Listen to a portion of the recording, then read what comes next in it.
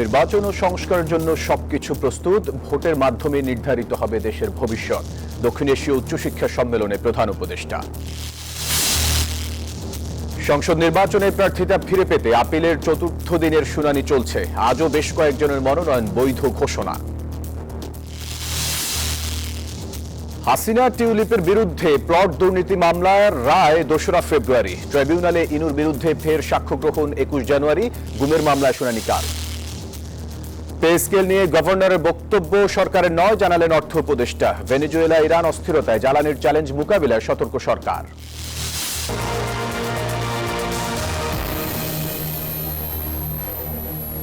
আমি ফয়সাল মাহমুদ, স্বাগত জানাচ্ছি নিউজ 24 সংবাদে। দেখছিলেন বেরবি কেবলস সংবাদ শিরোনাম।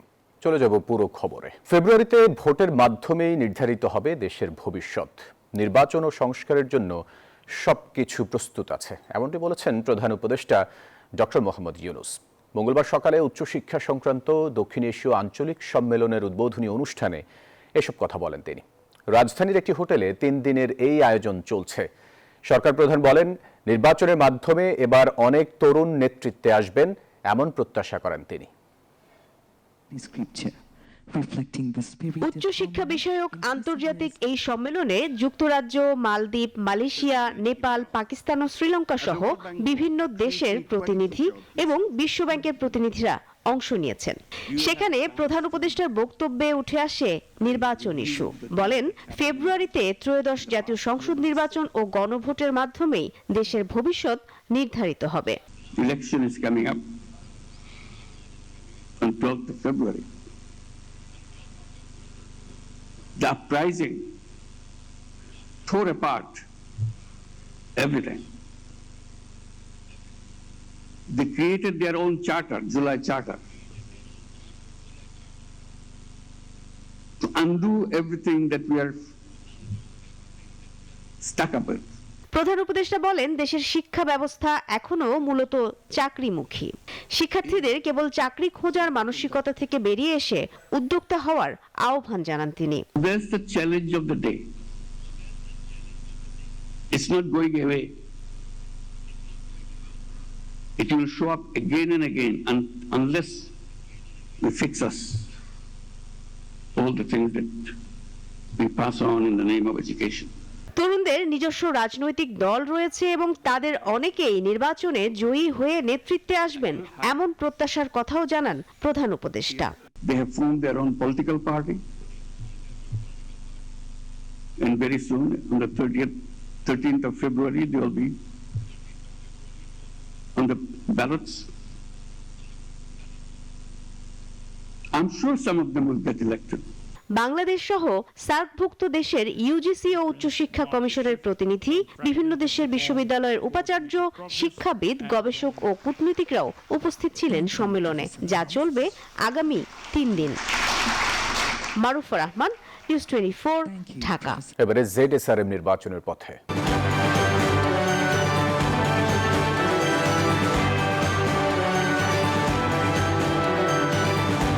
মনোনয়নপত্র বাতিলের বিরুদ্ধে নির্বাচন কমিশনে চতুর্থ দিনের আপিল শুনানি চলছে। সকাল থেকে 23 জন বৈধতা ফিরে পেয়েছেন। নাকচ হয়েছে 12 জনের আবেদন, একটি অনুপস্থিত রয়েছে। এসিতে মঙ্গলবার সকাল 10টায় শুরু হয় দিনের কার্যক্রম, চলবে বিকেল 5টা পর্যন্ত। দিনের প্রথম ভাগে 36টি আবেদনের শুনানি সম্পন্ন হয়েছে। প্রার্থিতা প্রত্যাহারের শেষ তারিখ 20 জানুয়ারি। রিটার্নিং কর্মকর্তা চূড়ান্ত প্রার্থী তালিকা প্রকাশ করে প্রতীক বরাদ্দ করবেন 21 জানুয়ারি। তারপর দিন শুরু হবে নির্বাচনী প্রচারণা। ত্রয়োদশ জাতীয় সংসদ নির্বাচনের ভোট গ্রহণ হবে আগামী 12 ফেব্রুয়ারি। ফরম্যাট অনুযায়ী আমারটা হয়নি, এটা একটা খুব সিগনিফিক্যান্ট বিষয় ছিল না। ইচ্ছে করলে তারা এটা গ্রহণ করতে পারতেন। আমরা যথার্থভাবে কাগজপত্র উপস্থাপন করেছি। কোনো অজ্ঞাত কারণে আমাদের মনোনয়ন পত্রটি বাতিল করা হয়েছে বলে আমরা সংক্ষুব্ধ হয়েছি। মবের বিষয়গুলো যত দ্রুত হ্যান্ডেল করা যাবে, মবকে নিরুৎসাহিত করতে হবে, গণতন্ত্রকে উৎসাহিত করতে হবে। মব যদি শক্তিশালী হয়, গণতন্ত্র এবং প্রতিষ্ঠান নিষ্ক্রিয় হয়ে যাবে। দর্শক, নির্বাচন কমিশনে আছেন সহকর্মী অন্তরা বিশ্বাস। এ বিষয়ে আরো খবরাখবর জানাতে আমরা সরাসরি যুক্ত হব তার সাথে। অন্তরা, সকাল থেকে আপনি জানাচ্ছিলেন আপিলের খবরাখবরে, যেমনটা বলছিলাম 23 জনের বৈধতা ফিরে পেয়েছেন আর নাকচ হয়েছে 12 জনের। যাদের নাকচ হয়েছে তারা কিছু বলছেন কিনা, আর কি তথ্য আছে আপনার কাছে? ফয়সাল, আপনি জানেন যে আজকে চতুর্থ দিন আপিল শুনানির, এবং এই চতুর্থ দিনের প্রথমার্ধের প্রথমাংশের যে আপিল শুনানি সেটি হয়ে গেছে। অর্থাৎ মোট যে 70 জনের আজকে আপিল শুনানি হওয়ার কথা, তার 36 জনেরই আসলে আপিল শুনানি হয়ে গেল। তো যাদের নামঞ্জুর হয়েছে তাদের অনেকেই কিন্তু ক্ষোভ প্রকাশ করেছেন। তারা বলছেন যে তারা এবার হাইকোর্টে যাবেন। আবার কেউ কেউ বলছেন যে ঠিকই আছে, তারা অনেক ধরনের তথ্যই আসলে সঠিকভাবে উপস্থাপন করতে পারেনি, বা নির্বাচন কমিশনের পক্ষ থেকে যে সময় বেঁধে দেওয়া হয়েছিল সেই সময়ের মধ্যে তারা তথ্য উপস্থাপন করতে পারেনি। কেউ কেউ আগামীকাল পর্যন্ত সময় চেয়েছিলেন বা 1-2 দিন সময় চেয়েছিলেন, কিন্তু নির্বাচন কমিশনের কাছে মনে হয়েছে যে তারা এত অল্প সময়ের মধ্যে যে সকল তথ্য তারা দিতে পারেননি তারা আর দিতে পারবেন না, যে কারণে তাদের যে আপিল সেটি নামঞ্জুর করে দেওয়া হয়েছে। তো তারা আসলে বৈধ প্রার্থী নন। তবে তাদের যেহেতু হাইকোর্টে যাওয়ার সুযোগ রয়েছে, তো তারা হাইকোর্টে যাবেন। তবে সকলেই হাইকোর্টে যাবেন এমন কথা কিন্তু জানার নেই। তবে অনেকেই বলেছেন যে তারা হাইকোর্টে যাবেন, এবং হাইকোর্টে যে রায় সেটি অবশ্যই নির্বাচনের আগে আসতে হবে। অর্থাৎ 12 ফেব্রুয়ারির পরে যদি তাদের রায় আসে তাহলে তারা এই নির্বাচনে আসলে দাঁড়াতে পারবেন না। আর আপনি জানেন যে গত যে 3 দিন, সেই 3 দিনে 150-র মতো শুনানি আসলে মঞ্জুর হয়েছে, এবং সেটির হিসেবে আসলে যেটি বোঝা যাচ্ছে যে অধিকাংশ আপিল শুনানি আসলে মঞ্জুর হচ্ছে, নামঞ্জুরের সংখ্যাটাই আসলে কম। এই ছিল আমার কাছে এখান থেকে সর্বশেষ খবর। অন্তরা, আপনাকে ধন্যবাদ আমাদের সাথে যুক্ত হওয়ার জন্য। চুয়াডাঙ্গার জীবননগরে সেনা হেফাজতে বিএনপি নেতা শামসুজ্জামান ডাবলুর মৃত্যুতে শোক জানিয়েছেন দলটির মহাসচিব মির্জা ফখরুল ইসলাম আলমগীর। এই ঘটনায় সেনাপ্রধান ওয়াকারুজ্জামানের হস্তক্ষেপ কামনা করেছেন তিনি। মঙ্গলবার এক বিবৃতিতে বিএনপি মহাসচিব বলেন, এ ধরনের ঘটনা আইনের প্রতি চরম অবমাননা। মঙ্গলবার রাত 1টার দিকে জীবননগর স্বাস্থ্য কমপ্লেক্সে মারা যান পৌর বিএনপির সাধারণ সম্পাদক ডাবলু। সেনাবাহিনী বলছে তার কাছ থেকে একটি অস্ত্র উদ্ধার করা হয়। এতে তিনি ভীত হয়ে পড়েন এবং হার্ট অ্যাটাকে আক্রান্ত হন। পরে তাকে হাসপাতালে নেওয়া হয়। যারা ধর্মকে ব্যবহার করে ভোট চাইছে তারা আচরণ বিধি লঙ্ঘন করছে, এমনটি অভিযোগ করেছেন বিএনপি স্থায়ী কমিটির সদস্য সেলিমা রহমান। মঙ্গলবার দুপুরে নয়াপল্টনে দলের কেন্দ্রীয় কার্যালয়ে এক অনুষ্ঠানে এই কথা বলেন তিনি। অনুষ্ঠানে পিরোজপুর জেলার জিয়ানগর উপজেলার আনোয়ার হোসেন মঞ্জুর নেতৃত্বাধীন জাতীয় পার্টির 60 জন নেতাকর্মীর বিএনপিতে যোগ দেন। সেলিমা রহমান বলেন, আনুষ্ঠানিক প্রচারণা শুরুর আগেই লেভেল প্লেয়িং ফিল্ড নেই বলে অভিযোগ করছেন অনেকে, যা সঠিক নয়। মানুষের পক্ষে লড়াই করছে বলেই জনগণ বিএনপির ওপর আস্থা রাখছে বলে মন্তব্য করেন তিনি। ওনারা উপহার দিচ্ছেন, ওনারা ওয়াজ করছেন, ওনারা কথা বলছেন, আল্লাহ তাআলা খুশি হবে যদি অমুককে ভোট দেওয়া হয়। তো এইভাবে দাঁড়িপাল্লাকে ভোট দিলে এই ধরনের কথাবার্তা যারা ধর্মকে ব্যবহার করে তাদের কথা আমরা তো মনে করি না এটা কোনো যৌক্তিকতা আছে।